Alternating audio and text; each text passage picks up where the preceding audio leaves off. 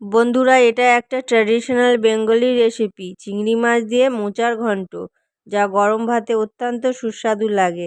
আজ আমি সেই রেসিপি তোমাদের সাথে শেয়ার করলাম। আর ভিডিওটি স্কিপ না করে প্রথম থেকে শেষ পর্যন্ত দেখে পাশে থাকার অনুরোধ রইল। আমার কি রান্না করেছে তাড়াতাড়ি দাও। কেমন হয়েছে? নমস্কার বন্ধুরা, সুপ্রিয়া কিচেন ব্লগে সবাইকে স্বাগত। আশা করি তোমরা সবাই খুব ভালো আছো। আজ আমি তোমাদের দেখাবো চিংড়ি মাছ দিয়ে মোচার ঘন্ট। তাহলে দেরি না করে ঝটপট দেখে নিই চিংড়ি মাছ দিয়ে মোচার ঘন্ট বানাবার জন্য কি কি নিয়েছি। চিংড়ি মাছ দিয়ে মোচার ঘন্ট বানাবার জন্য এখানে নিয়েছি আস্ত একটা মোচা, যা আগে থেকে ছাড়িয়ে ধুয়ে সিদ্ধ করে রেখেছি।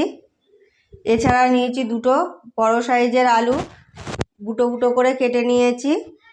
150 গ্রাম মাঝারি সাইজের চিংড়ি মাছ আগে থেকে ধুয়ে ছাড়িয়ে রেখেছি।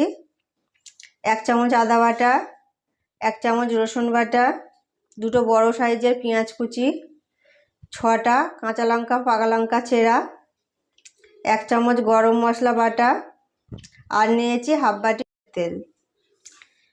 এছাড়া নিয়েছি হাফ চামচ চিনি, 2 চামচ লবণ, 2 চামচ হলুদ গুঁড়ো, 1 চামচ লঙ্কার গুঁড়ো, আর নিয়েছি 1 চামচ জিরে গুঁড়ো। এছাড়া ফোড়নের জন্য নিয়েছি 1 চামচ 5 ফোড়ন, 2টো তেজপাতা ও 2টো শুকনো লঙ্কা। প্রথমে বন্ধুরা আমি মাছটাকে নুন হলুদ মাখিয়ে নেবো, তাই দিয়ে দিলাম অল্প লবণ আর দিয়ে দিলাম হলুদ গুঁড়ো। এরপর মাছটাকে মাখিয়ে নেব।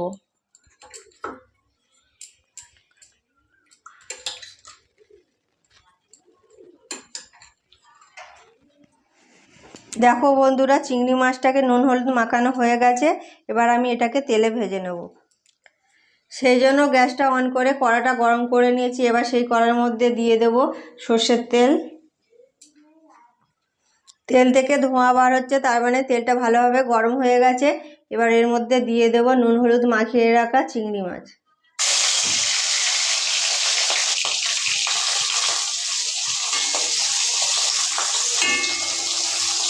চিংড়ি মাছটাকে বেশি কড়া করে ভাজবো না, তাই 1 থেকে 2 মিনিট নেড়ে চেড়ে তুলে নেব।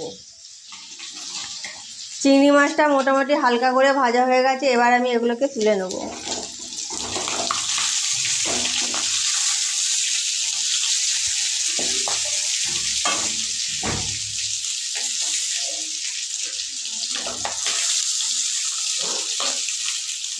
চিংড়ি মাছটা ভেজে তুলে নিয়েছি। এবার এর মধ্যে দিয়ে দেব 5 ফোড়ন,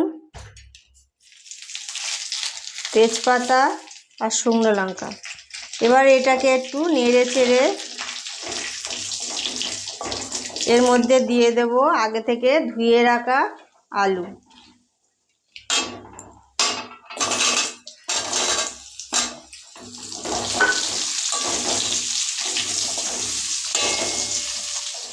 আলুটা একটু কষানো হয়ে গেছে। এবার এর মধ্যে দিয়ে দেব পেঁয়াজ কুচি।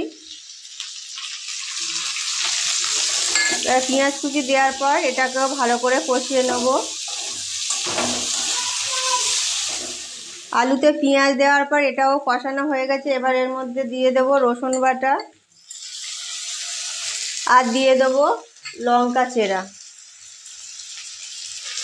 এবার এগুলোকে ভালো করে কষিয়ে নেব, যাতে মশলার কাঁচা গন্ধ না থাকে।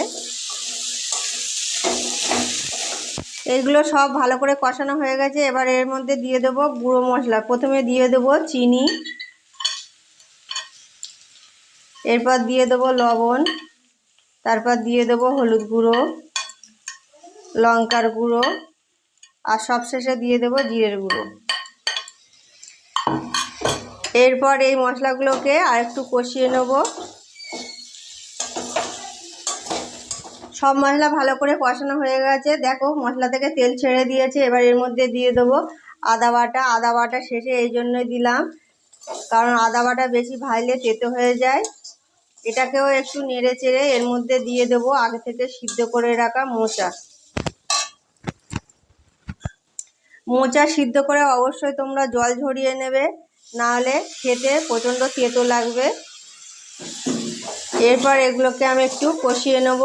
মোচার যে কত গুণ তা আশা করি তোমরা সকলেই জানো, তবে সুগার, হাই প্রেশার আর থাইরয়েড রুগীদের জন্য খুবই উপকারী। জল ঝরিয়ে রাখা সিদ্ধ করা মোচা দেওয়ার পর আর একটু কষানো হয়ে গেছে। এবার এতে আমি দিয়ে দেব জল। জলটা আমি এই কারণে দিচ্ছি যাতে মোচা আর আলু ভালোভাবে সিদ্ধ হয়ে যায়। ভুল বলে দিতাম।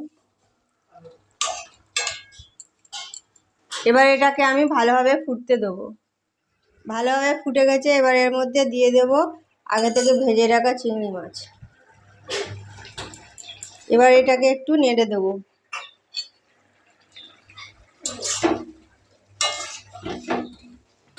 অবশেষে একটা থালা দিয়ে ঢেকে দিলাম 7 মিনিটের জন্য। 7 মিনিট পর ফিরে আসলাম। এবার আমি ঢাকনা খুলে দেখে নেব মোচার ঘন্ট রেডি হয়েছে কিনা।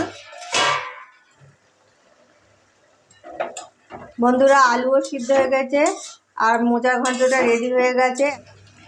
এখন আমি গ্যাসটাকে বন্ধ করব। এরপর এর মধ্যে গরম মশলা দিয়ে 5 মিনিটের জন্য ঢেকে রাখবো, যাতে গরম মশলার সুন্দর গন্ধ মোচার ঘন্টর মধ্যে মিশে যায়। 5 মিনিট পর ফিরে আসলাম। এবার আমি ঢাকনা খুলে একটা পাত্রে নামিয়ে নেব।